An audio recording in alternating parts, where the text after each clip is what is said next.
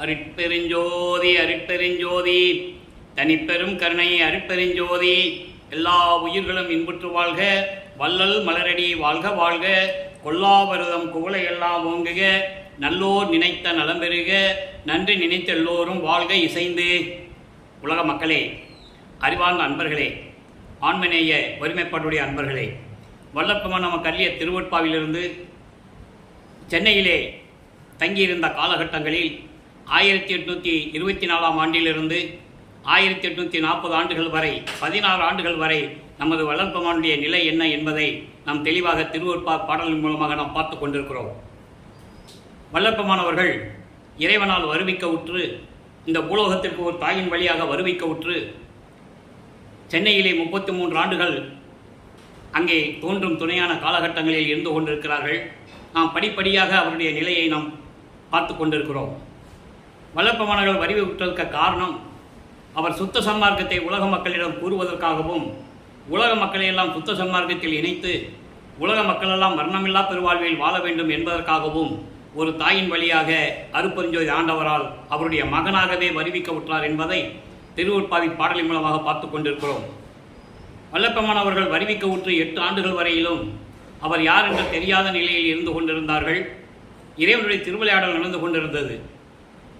அருட்பெருஞ்சாண்டவர் தன் மகன் இந்த உலகில் சந்தை படிப்பை எந்த ஆசிரியரிடம் கற்றுக்கொள்ளக்கூடாது என்பதற்காகவும், யாரையும் குருவாக ஏற்றுக்கொள்ளக்கூடாது என்பதற்காகவும் அவருடைய திருவிளையாடல் நடந்து கொண்டிருந்த காலகட்டங்களில் வல்லப்பமானவர்கள் வருவிக்க உற்று 8 ஆண்டுகள் வரையிலும் இந்த நிலை தொடர்ந்து கொண்டிருக்கிறது. 9வது ஆண்டிலே தனது மகனை ஆட்கொள்ளுகிறார் அருட்பெருஞ்சோதி ஆண்டவர். அதை பாடலிலே தெளிவாக நமக்கு அள்ளியிருக்கிறார்கள். ஆண்டாறு 3 ஆண்டிலே ஆட்கொண்ட அருள்கடலே என்று கூறுவார். ஆக அந்த காலகட்டங்களில் வல்லப்பமானவர்கள் இறைவன் தனது தந்தை அவர் முன் தோன்றி, மகனே, நீ என்னால் வருவிக்க உற்றவன், உன்னால் காரண காரியங்களெல்லாம் ஆக வேண்டியது இருக்கிறது, உனக்கு முன்பருவம் பின்பருவம் காட்டி அருள் செய்வன் என்று கூறி மறைந்து விடுகிறார். அதன் பிறகு இவர் இறைவனுடைய மகன் என்ற நிலை மட்டும் அவருக்கு தெரியும். இறைவனிடமிருந்து ஞானத்தை பெற்றுக்கொள்கிறார். அப்போது 9வது ஆண்டிலிருந்து 12 ஆண்டுகளுக்குள் அந்த 3 ஆண்டுகளில் 1ஆம் திருமுறை உருவாகிறது. சிவனேச வெண்பா என்ற பதிகத்திலிருந்து நாம் பாடலுடைய விளக்கங்களை பார்த்து கொண்டிருக்கிறோம். சிவனேச வெண்பா மொத்தம் 100 பாடல்களை கொண்டது. இன்று 43வது பாடலுடைய விளக்கத்தை பார்க்க போகிறோம். பாடல் கேட்பதற்கு கொஞ்சம் கடினமாக இருந்தால் கூட இறைவன் இந்த வள்ளலார் ஊழியனுக்கு அளித்த விளக்கம் மிகவும் எளிமையானது. நல்லா கேட்டுவாங்க. பூவுக்கரையரும் வான் புங்கவரும், பூவுக்கரையரும் வான் புங்கவரும் போற்றும் திருநாவுக்கரையர்னு நன்னாம மேவுற்ற தொண்டருக்கு நீ கட்டு சோறு எடுத்தாய் என்று அறிந்து தொண்டருக்கு தொண்டன் என்பார் சொல். இது பாடல். இப்போ இது பாடலுடைய விளக்கம் பாருங்க. பூவுக்கரையார் என்பது தாமரை மலரின் மேல் வீற்றிருக்கின்ற பிரமனை குறிப்பது. செந்தாமரை மலரின் மேல் வீற்றிருக்கின்ற பிரம்மனும், வான் புங்கவர் என்பது வானில் இருக்கின்ற தேவர்கள். பிரமனும் தேவர்களும் போற்றும்படியாக திருநாவுக்கரசர் என்ற ஒரு நல்ல பெயருடைய தொண்டனுக்கு நீ கட்டு சோறு கொண்டு சென்றாய். அதாவது இது ஒரு விளக்கம் தர நான் கடமைப்பட்டிருக்கிறேன். திருநாவுக்கரசர் சுடும் வெயிலில் கால் சுடும்படி மண்ணிலே நடந்து கொண்டிருக்கிறார். அப்போ அவருக்கு பசி எடுக்கிறது. ஐயோ, பசி எடுக்கிறதே இறைவா என்று சொல்லும்போது சிவபெருமான் மாறுவிடத்தில் பின்னாலே கட்டு சோறு கட்டிக்கிட்டு அதை ஒரு கொம்பில் முடித்து வச்சுக்கிட்டு பின்னாலே போகிறார். இவருடைய நிழலை பார்த்து யாரும் நம்ம பின்னால் வருகிறார்கள் என்று சொல்லி திரும்பி பார்க்கிறார். யார்? திருநாவுக்கரசர். என்னப்பா, என்னை தொடர்ந்து வரைய நீ யாருன்னு கேட்குறார் திருநாவுக்கரசர். வந்தது இறைவன் என்று அவருக்கு தெரியாது. நல்லா கவனிச்சுட்டே வரணும். அவர் ஞானம் பெற்றவர், இறைவனுடைய அருளை பெற்றவர். ஆனால் மாறுவேடத்தில் வந்தவர் இறைவன் என்று அவருக்கு தெரியாது.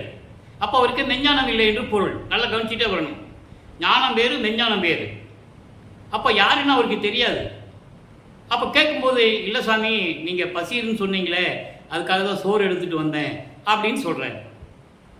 எனக்கு பசிக்கிறது, நான் இறைவனால் தானே சொன்னேன், உனக்கு எப்படி தெரியும் என்று அவர் கேட்கிறார். நீங்கள் தனியாக நடந்து சென்று கொண்டிருக்கிறீர்களே, எப்படி உங்களுக்கு பசி எடுக்குமே என்று சொல்லி நான் பின்தொடர்ந்து வந்து கொண்டிருக்கிறேன் என்று சொல்லுகிறார். அப்போது நான் குளித்து விட்டு, நான் குளித்த பிறகு தானே சாப்பிடுவேன், நான் குளிக்கணுமே எங்கே தண்ணி கிடைக்கும் அப்படின்னு கேட்குறாரு. இங்கே ஒரு குளம் இருக்குது சாமி அப்படின்னு சொல்கிறாரு. ஆனால் அங்கே ஆக்சுவலாக குளம் இல்லை. இறைவன் அங்கே ஒரு குளத்தை உருவாக்குகிறார். உடனே குளத்தை கட்டணும், குளத்தில் குளிச்சுட்டு வராரு. இவர் கட்டு சோற கூடவே சாப்பிட்றாரு. சாப்பிட்டு தூங்கிடுறாரு மரத்துக்கடியில். இறைவன் சென்று விடுகிறார். நல்லா கவனிச்சுக்கணும் நீங்கள். அப்போ வந்தது யாருன்னு கேட்டு அப்போ தான் அவருக்கு புரியுது, வந்தது இறைவன் என்று புரிகிறது. அதை இங்கே சொல்லுகிறார். இந்த மாதிரி பசிக்கும் போது நீ திருநாவுக்கரசருக்கு கட்டுசோறு கொண்டு போனையே, அதனால தான் உன்னை தொண்டனுக்கு தொண்டன் என்று கூறுகிறார்கள். அந்த பழமொழியே உன்னால் தான் உருவானது இறைவா என்று சொல்லி இந்த பாடலை நமக்கு அள்ளியிருக்கிறார்கள். தொண்டனுக்கு தொண்டன் என்பது தாச மார்க்கம். தாச மார்க்கம், திருநாவுக்கரசர் தாச மார்க்கத்தை சேர்ந்தவர். தாச மார்க்கம் என்பது ஒரு தலைவனுக்கும் தொண்டனுக்கும் உள்ள தொடர்பு. ஞானசம்பந்தர் சர்புத்திர மார்க்கத்தை சேர்ந்தவர். ஒரு குழந்தைக்கும் ஒரு தகப்பனுக்கும் உள்ள தொடர்பு. சுந்தரர் சகமார்க்கத்தை சேர்ந்தவர். சகமார்க்கம் என்பது இறைவனை தோழனாக நினைத்துக் கொள்ளுவது. இவர் மாணிக்க வாசகர் வாதவூரான் சமய மார்க்கத்தை சேர்ந்தவர். நல்லா புரிஞ்சுக்கணும் நீங்க. அப்போ இந்த மார்க்கங்களை சேர்ந்த தலைவர்களை கூறுகிறார் வளர்ப்பெருமான். இதை திருவிடை புகழ்ச்சியிலே சொல்லுவார். திருவிடை புகழ்ச்சியிலே இந்த பாடல் உண்டு. இளப்புறல் அறிந்து பொதி சோரருந்த முன்னிருந்து பின்னடக்கும் பதம். 1ஆம் திருமுறையிலே திருவிடை புகழ்ச்சியிலே இந்த பாடல் இருக்கு. முன்னிருந்து பின்னடக்கும் பதம் என்பது திருநாவுக்கரசர் முன்னால் நடந்துட்டு இருக்காரு, இவர் பின்னால் நடந்து போறாரு. கட்டு சோரை கட்டிட்டு போறாரு. இளப்புறல் அறிந்து அன்பர் பொதி சோர் அருந்த முன்னிருந்து பின்னடக்கும் பதம். இறைவனை பற்றி குறிப்பிடுவார். ஆக திருநாவுக்கரசருக்கு நீ சோறு எடுத்து சென்றாய், அதனால்தான் உன்னை தொண்டனுக்கு தொண்டன் என்று சொல்லுகிறார்கள். அந்த பழமொழியே உன்னால் தான் உருவானது இறைவா. நான் உன்னால் வருவிக்க உற்று இத்தனை ஆண்டுகளாகிவிட்டது. இறைவனுடைய மகன் என்று எனக்கு தெரிவித்து விட்டு மறைந்து விட்டாய். நீ எந்த விதமான அருளையும் எனக்கு கொடுக்கவில்லை. நான் வரிந்து கொண்டிருக்கிறேன். விரைவில் வந்து எனக்கு அருள்வாயாக என்று சொல்லி இந்த பாடலை நமக்கு அருளியிருக்கிறார்கள். அதை நீங்கள் நல்லா புரிஞ்சுக்கணும். அப்போது இந்த நிலை மாறிய பிறகு 13வது ஆண்டில் இவர் ஞானத்தை பெற்ற பிறகு முதலாக திருவொற்றியூர் செல்லுகிறார். இவர் செல்லவில்லை, இவர் மனம் தூண்டி விடுகிறது. இறைவன் இவருடைய மனதை தூண்டி விடுகிறார். மறைமுகமாக இருந்து கொண்டு எனது மகனை திருவொற்றியூருக்கு அழைத்து செல் என்ற மனதை, உள்ளத்தை தூண்டி விடுகிறார் அருட்பெருஞ்சோதி ஆண்டவர். நீங்கள் ஒன்று நல்லா கவனிச்சிக்கணும்.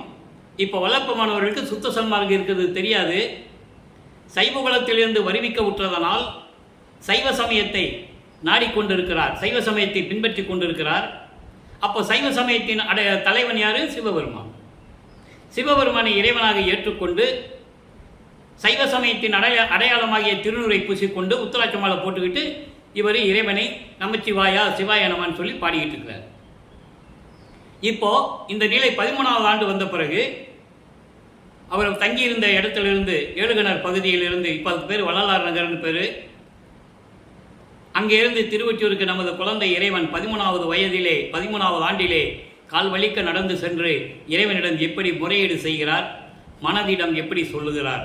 நெஞ்சோடு நேருதல் 2ஆம் திருமுறை உருவாகிறது. நான் ஏற்கனவே கூறியது போல 113 பதிகங்கள், 1207 பாடல்கள்.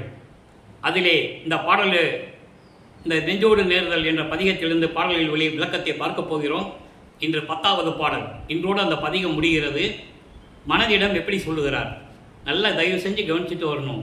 ஏன்னா சமய நிலையில் இருக்கும்போது வளர்ப்பமானவர்களுடைய நிலை என்ன, அதுக்கு பிறகு சுத்த சன்மார்க்கத்தை பெற்ற பிறகு அவருடைய நிலை என்ன என்பதை நாம் தெளிவாக பார்த்து கொண்டிருக்கிறோம். இப்போ தூய நெஞ்சமே மனதிடம் சொல்லுகிறார். தூய நெஞ்சமே சுகம் பெற வேண்டில் சொல்லுவாம், அது சொல்லளவு என்றால் காய மாயமாம் கான் செறிந்து உலாவும் கல்வர் ஐவரை கைவிடுத்து அதன் மேல் பாய ஆவண பகைக்கட முறுக்கி பகலிராயிலா பாங்கின் நின்று ஆய ஆய வானந்த கூத்துடை பரமா காய ஜோதி கண்டு அமருதல் அணியே. இது பாடல். இந்த பாடலை விளக்கம் பாருங்க, ரொம்ப அற்புதமா இருக்கும். அதாவது தூய மனமே, நீ சுகம் பெற வேண்டுமானால், உனக்கு நல்ல வாழ்வு கிடைக்க வேண்டுமானால், அதாவது மனதிடம் சொல்லுவது போல உலக மக்களுக்கு சொல்லுகிறார். அப்படியே கன்வெர்ட் பண்ணணும். நம்ம அதாவது தூய மனமே நீ சுகம் பெற வேண்டுமானால் சொல்லுவாயாக. அது சொல் அளவில் மட்டும் இருக்கக்கூடாது. மனசுகிட்ட சொல்றாரு, சொல்லிட்டு எந்த உருவமும் இல்லாமல் அடர்ந்த காட்டுக்குள் உலாவும். அதான் இங்க சொல்றாரு, வான் செறிந்து உலாவும் காய மாயமாம் கான் செறிந்து உலாவும். அடர்ந்த காட்டுக்குள் உருவம் இல்லாமல் உலாவிக் கொண்டிருக்கின்ற கல்வர் ஐவர்.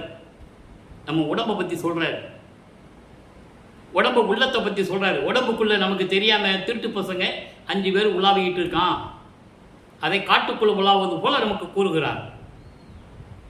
அறியாமை என்னும் இருட்டுக்குள் நமது உடம்புக்குள்ளே 5 திருடங்க உலாவிக்கிட்டு இருக்கான். ஐம்பொறிகளையும் 5 புலன்களையும் கூறுகிறார். 5 பொறிகள் என்பது கண், காது, மூக்கு, வாய்மை. புலன்கள் என்பது ஒளி, சுவை, உணர்வு, நாற்றம். இந்த வகையான 5 வகையான திருடர்கள் நமக்கு தெரியாமலேயே நமக்குள் உலாவிக் கொண்டிருக்கிறார்கள். மனமே, உனக்கு இது தெரியாது. அதை அப்படியே உலக மக்களுக்கு கன்வெர்ட் பண்ற. உலக மக்களே, புனிதமானவர்களே, நீங்கள் எதுவும் தெரியாமல் இருந்து கொண்டிருக்கிறீர்கள். உங்களுக்கு நல்ல வாழ்க்கை வேண்டும் என்றால் நான் சொல்லபடி நீ செய்யணும். அது சொல்லளவு மட்டும் இருக்கக்கூடாது. நம்ம உடம்பிலேயே கல்வர்கள் ஐவர்கள் தெரிந்து கொண்டு இருக்கிறார்கள். திருட்டு பசங்க நம்ம உடம்புக்குள்ளே இருந்துகிட்டு இருக்கான். அவங்களெல்லாம் விட்டு விடணும். அப்படி அவங்களெல்லாம் பார்க்கக்கூடிய ஆணவம் என்னும் துயரம் நீங்க. ஆணவம், கண்மம், மாயை, மாமாயை, துறதை போன்ற மாயைகளும் நமக்குள் இருக்கின்றன. அதிலிருந்து விடுபட பகலும் இரவும் இல்லாத இறைவன் ஒருவன் இருக்கிறான். பகலும் இரவும் இல்லா இறைவன் என்றால் அருவமாக இருக்கின்றான் இறைவன். இறைவனுக்கு பகல் இரவு கிடையாது. நல்லா புரிஞ்சுக்கணும் நீங்க. அப்படிப்பட்ட இறைவனின் பேரின்பத்துடன் கூடிய கூத்தாடும் பரமனின் ஒளியை கண்டு மகிழ்வதுதான் நமக்கு அழகு மனமே என்று கூறுகிறார். ஆக சைவ சமயத்தின் தலைவனாகிய சிவபெருமானை உருவகப்படுத்துகிறார். அதை மனதிடம் சொல்லுவது போல சொல்லுகிறார். மனமே, நீ சுகம் பெற வேண்டுமானால், உனக்கு நல்ல வாழ்க்கை கிடைக்க வேண்டுமென்றால் நான் சொல்லுபடி நீ கேட்பாயாக. நான் சொல்றபடி நீ கேளு. ஏன்னா இது சொல்லளவில் மட்டும் இருக்கக்கூடாது. நமக்கு தெரியாமையே 5 திருடர்கள் நமக்குள்ள உலாவிக்கிட்டு இருக்கான். அவங்களால ஏற்படக்கூடிய துன்பங்கள் நிறைய இருக்கு. ஆணவம், கண்மம், மாயை, மாமாய், துறதை போன்ற நிலைகள்லாம் இருக்கு. அவற்றிலிருந்து நம்ம விடுபடணும்.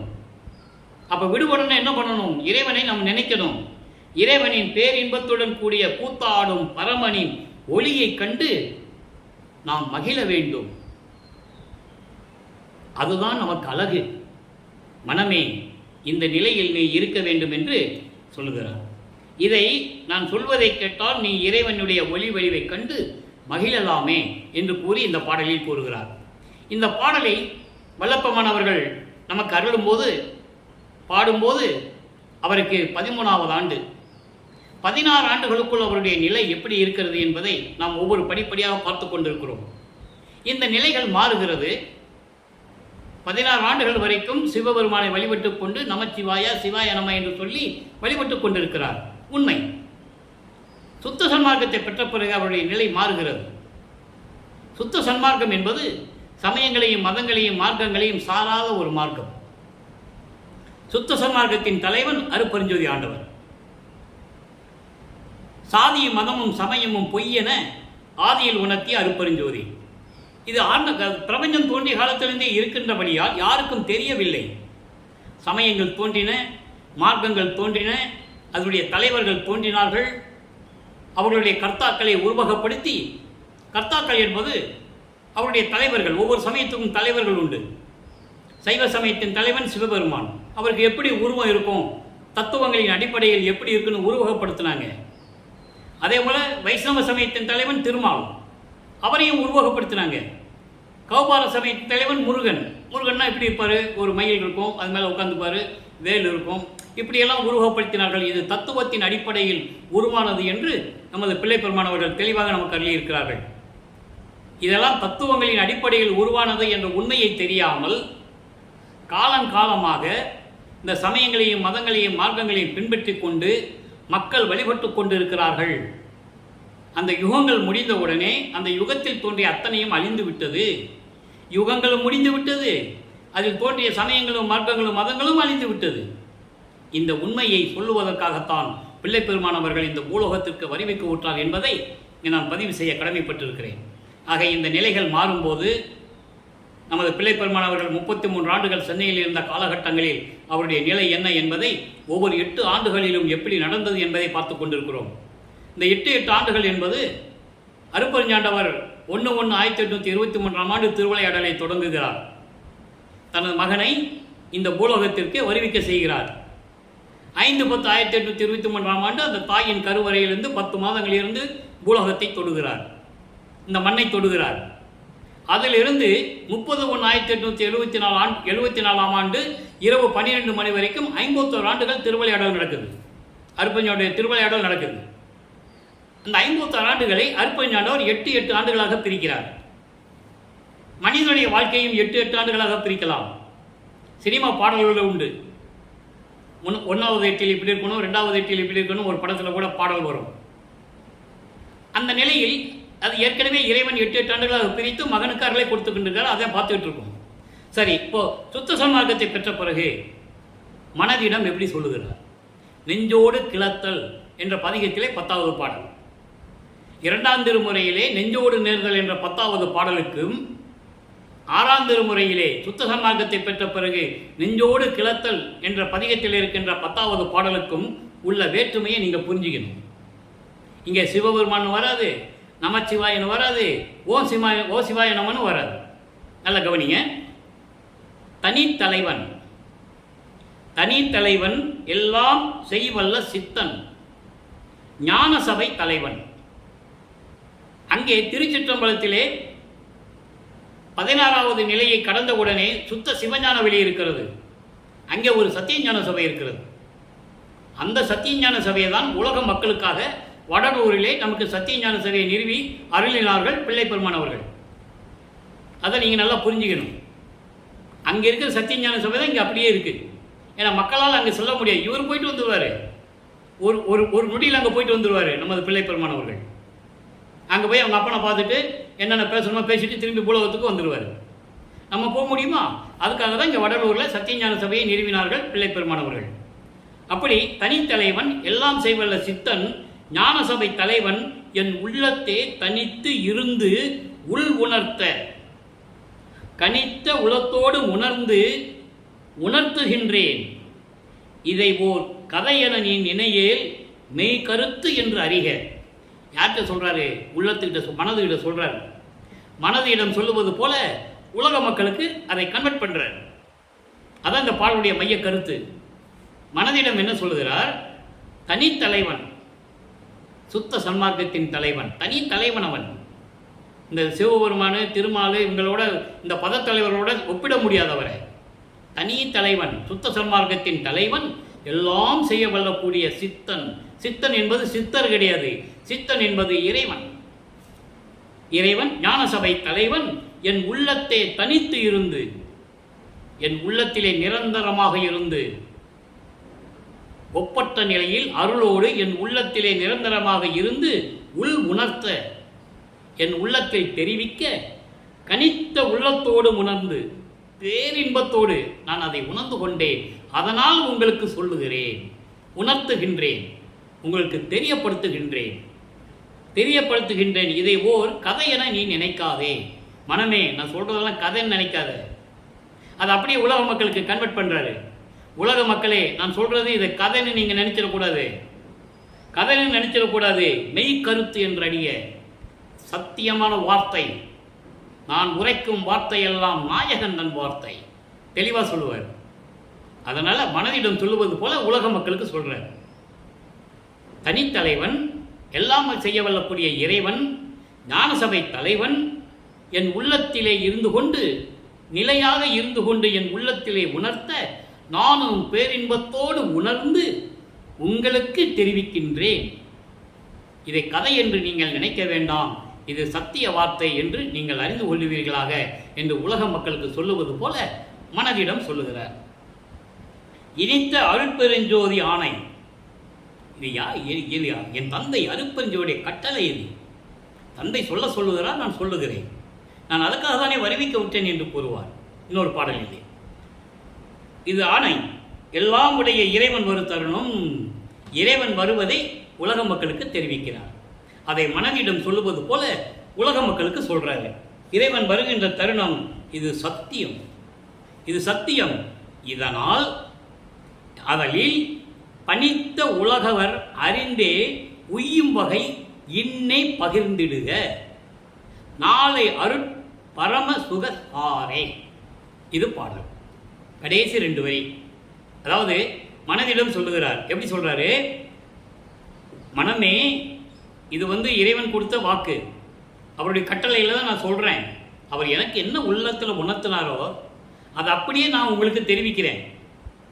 பணித்த உலகர், பணித்த உலகர் என்பது தடுமாற்றமுடைய மனம் ஒரு நிலையில் இல்லாத உலக மக்கள், தடுமாற்றத்துடன் இருக்கின்ற உலக மக்கள், சமயங்களையும் மதங்களையும் மார்க்கங்களையும் பின்பற்றி கொண்டு சுத்த சன்மார்க்கத்துக்கு போகலாமா வேண்டாமான்னு தடுமாற்றத்தோடு இருக்கிறாங்கல்ல, அந்த உலக மக்களுக்கு சொல்கிறாரு. உலக மக்கள் அறிந்தே உய்யும் வகை, இந்த உலக மக்களுக்கெல்லாம் தெரியும்படி, இந்த உலக மக்கள் எல்லாம் மேம்படைய வேண்டும் என்ற வகையில், இந்த உலக மக்கள் எல்லாம் மரணமில்லாத பெருவாழ்வை பெற்று இன்புற்று வாழ வேண்டும் என்ற வகையில் இன்றே நீ சொல்லிவிடு. மனதிடம் சொல்லுகிறார். உலக மக்களுக்கு சொல்லிடுன்னு சொல்கிறார். அப்போ உலக மக்களுக்கு இவர் நேரடியாக சொல்கிற மாதிரி நம்ம கன்வெர்ட் பண்ணிக்கணும். உலக மக்களே, தடுமாறிக்கொண்டு சமயங்களையும் மதங்களையும் மார்க்கங்களையும் பின்பற்றி கொண்டு துன்பங்களையும் துயரங்களையும் அனுபவித்துக் கொண்டிருக்கின்ற உலக மக்களே, தடுமாற்றத்தில் இருக்கின்ற உலக மக்களே, உங்களுக்கு தெரியும்படி சொல்லுகிறேன். உங்கள் வாழ்க்கை மேம்படைய வேண்டும் என்றால், நீங்கள்லாம் மரணமில்லா பெருவாழ்வை பெற்று உலகில் இன்புற்று வாழ வேண்டும் என்றால் இப்பொழுதே நீங்கள் தெரிந்து கொள்ளுங்கள். நீங்கள் சுத்த சன்மார்க்கத்துக்கு வந்துவிடுங்கள். நாளை அருள் பரசுக சாரே, அதாவது நாளை முதல் இறைவன் அருள் வடிவுடன் பேரின்பமாக விழாக்கோலம் பூண்டு திகழக்கூடிய நாள் வந்து விட்டது நாளை முதல். அப்போ இறைவன் இங்கே வர்றாரு. பூலோகத்துக்கு வரும்போது நீங்கள் சுத்த சன்மார்க்கத்தில் இருக்கணும். சுத்த சன்மார்க்கத்தில் இருந்து சுத்த சன்மார்க்க நெறிகளை பின்பற்றி கொண்டு இறைவன் ஒருவனே என்ற நிலையில் இருந்து கொண்டு ஜோதி வழிபாடு செய்து கொண்டு மகாமந்திரத்தை உச்சரித்து கொண்டு அருப்பெருஞ்சோதி அருப்பெருஞ்சோதி தனிப்பெருங்கனை அருப்பெருஞ்சென்ற மகாமந்திரத்தை உச்சரித்து கொண்டு நீங்கள் இருக்க வேண்டும். இறைவன் வருகின்ற நேரம் வந்துவிட்டது என்று மனதிடம் சொல்லுவது போல உலக மக்களுக்கு தெரிவிக்கிறார். சரி, ஓகே, இப்போ சொல்லிட்டாரு. இப்போ இறைவன் வர்றார். அதை உலக மக்களுக்கு சொல்லணும். இறைவன் எப்படி எனக்கு அருளை கொடுத்தாருன்னு சொல்லணும். 106வது பதிகம் சுத்த சிவநிலை. இங்கே சுத்த சிவநிலை என்பது நிறைய பேருக்கு சந்தேகம் என்கிட்ட கேட்குறாங்க. அதுக்கு நான் விளக்கமும் சொல்லியிருக்கேன்.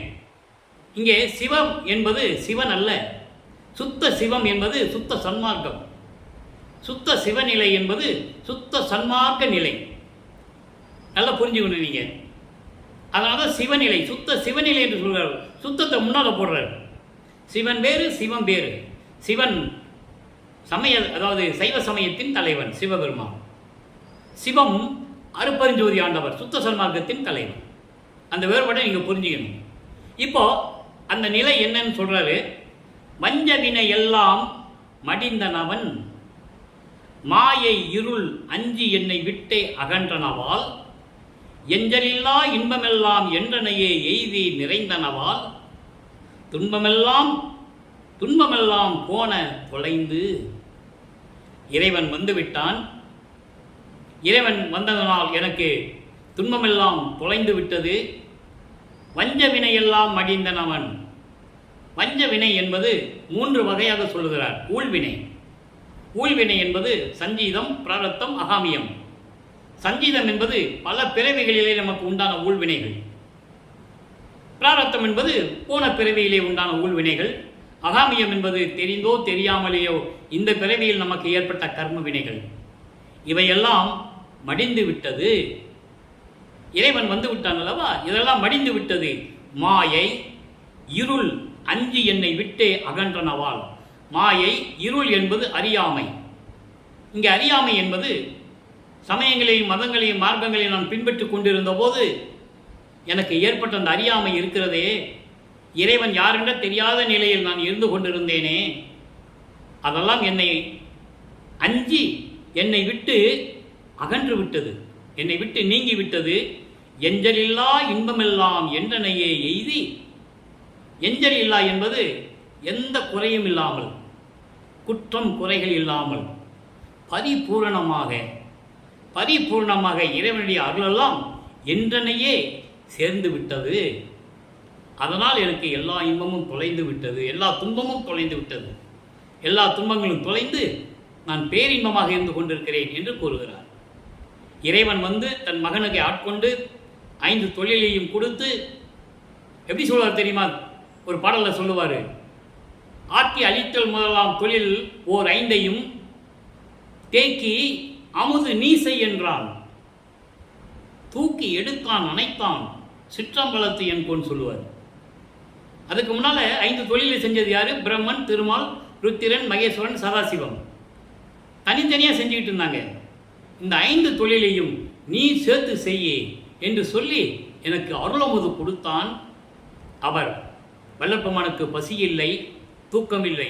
நல்லா கவனிக்கணும் நீங்க. அவர் ஒரு தாயின் கருவறையிலே இருக்கும்போது அருளமுதம் உண்டவர். அதனுடைய விளக்கங்கள்லாம் நாம் தெளிவாக பார்த்திருக்கிறோம். அதே போன்று 5 மாத குழந்தையாக இருக்கும்போது சிதம்பரத்திலே தன் மகனுக்கு சிதம்பர ரகசியத்தை காட்டியவர். சிதம்பர ரகசியம் என்பது வெட்ட வெளி. அது பாடலிலே சொல்லியிருப்பார். அந்த பாடலாம் நான் அடிக்கடி உங்களுக்கு விளக்கம் சொல்லியிருக்கேன்.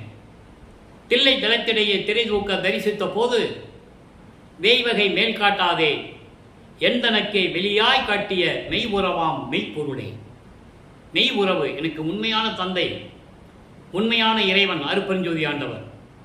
அதாவது மற்ற பத தலைவர்களைப் போல, சைவ சமயத்தின் தலைவனாகிய சிவபெருமானைப் போல, வைஷ்ணவ சமயத்தை சேர்ந்த அந்த தலைவனுடைய திருமாலைப் போல உருவங்களை காட்டி, ஆடைகளை அணிந்து, அணிகலன்களை அணிந்து, ஆயுதங்களை கைது வைத்துக் கொண்டு, இப்படி உருவத்தை காட்டாமல் வெட்ட வெளியாக காட்டினாயே, யார் அது? என் தந்தை அருட்பெருஞ்சாண்டவர் என்பதை 5 மாத குழந்தையாக இருக்கும் போதே அந்த காட்சியை கண்டதை வல்லப்பெருமானவர்களிடம் பாடலிலே அருளி இருக்கிறார்கள்.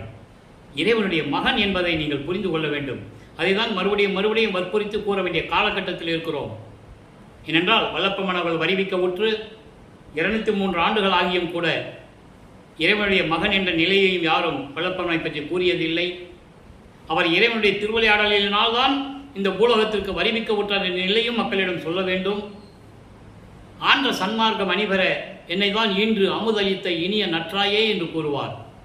அதாவது உன்னுடைய சுத்த சன்மார்க்கத்தை உலக மக்களிடம் சேர்க்க வேண்டும் என்பதற்காகவே உன்னுடைய அருளால் என்னை ஆண்மகனாக பெற்றெடுத்து, உன்னுடைய அருளால் ஒரு ஆண்மகனாக என்னை பெற்றெடுத்து ஒரு தாயின் கருவறையிலேயே இருக்க செய்து, அதன் பிறகு இந்த பூலோகத்தை எனக்கு வருவிக்க செய்தாயே தாய் உள்ளம் கொண்ட இறைவனே அருட்பெருஞ்சோதியே என்று கூறுவார். இன்னொரு பாடலிலே கூறுவார், நீயே என் தந்தை அருளுடையாய் என்னை நேர்ந்து பெற்ற தாயே என்று கூறுவார். தாயும் தந்தையும் யார் அவருக்கு? அருட்பெருஞ்சோதி ஆண்டவர்.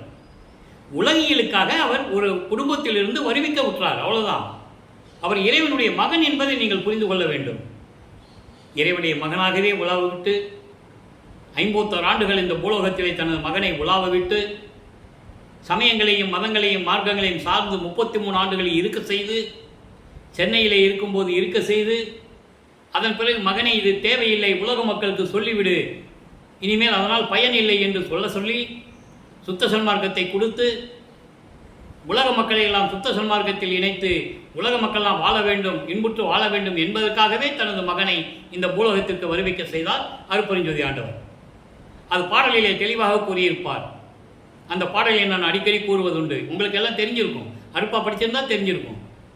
அகத்தை கருத்து புறத்தை வெளுத்திருந்த உலக அனைவரையும் சகத்தை திருத்தி சன்மார்க்கத்தை அடைவித்திட அவரும் இகத்தை பரத்தை பெற்று மகிழ்ந்திடுவதற்கென்றே என்னை உகத்தே இறைவன் வருவிக்க உற்றேன், அருளை பெற்றேனே என்று கூறுவார். அதாவது உள்ளத்தில் ஒன்று வச்சுக்கிட்டு வெளியில் ஒன்று பேசிக்கிட்டு துன்பங்கள் துயரங்களை அனுபவிச்சுக்கிட்டு, அது அப்படின்னா என்ன அர்த்தம்னா, சமயங்களையும் மதங்களையும் சார்ந்து கொண்டு அதை வெளியும் சொல்ல முடியாமல் விடவும் முடியாமல் துன்பங்களையும் துயரங்களையும் அனுபவித்து கொண்டிருக்கின்ற உலக மக்களை எல்லாம் ஒன்றா சேர்த்து அவங்களுக்கு தெளிவுபடுத்தி, அதான் திருத்தி என்று சொல்லுகிறார்.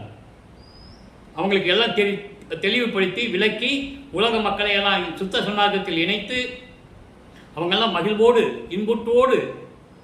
இன்புற்று வாழ வேண்டும் என்பதற்காகவும் மரணமில்லா பெருவாழ்வில் வாழ வேண்டும் என்பதற்காகவும் என்னை உகத்தை இறைவன் வருவிக்க விட்டேன்.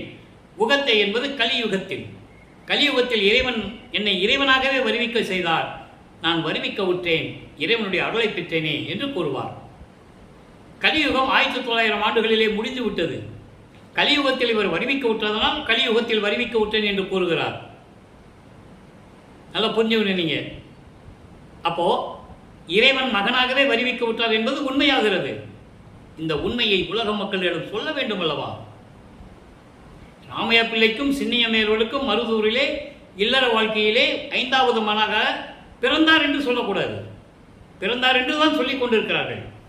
இறைவனுடைய அருளால் தன் மகனை ஒரு தாயின் கருவறையிலே வைத்து தன் மகனை 10 மாதங்கள் அந்த கருவறையிலே இருக்க செய்து அதுக்கு பிறகு வருவிக்க செய்து சமயங்களையும் மதங்களையும் மார்க்கங்களையும் பின்பற்ற செய்து 33 ஆண்டுகள் அந்த நிலையில் இருக்க செய்து அதன் பிறகு சுத்த சன்மார்க்கத்தை கொடுத்து உலக மக்களையெல்லாம் சுத்த சன்மார்க்கத்தில் சேர்க்க வேண்டும் என்பதற்காகவே இறைவன் தன் மகனை இந்த பூலகத்திற்கு வருவிக்க உற்றார் என்று சொல்ல வேண்டும். அதுதான் சத்தியம், அதுதானே உண்மை. ஏன் தன் மகனை ஒரு தாயின் கருவையிலிருந்து வருவிக்க செய்தார்? உலக மக்களோடு 51 ஆண்டுகள் உலாவ விட வேண்டும் தன் மகனை. பிரபஞ்சம் தோன்றிய காலத்திலிருந்தே தோன்றியவங்க எல்லாம் அழிந்து விட்டது. அதையே மக்கள் பின்பற்றிக் கொண்டிருக்கிறார்கள். மக்கள் மனதில் சுத்த சன்மார்க்கத்தை பதிய வைக்க வேண்டும். சுத்த சன்மார்க்க நிலைகளை உலக மக்களுக்கு சொல்ல வேண்டும். ஜீவகாருண்ய ஒழுக்கத்தை உலக மக்களுக்கு தெரியப்படுத்த வேண்டும்.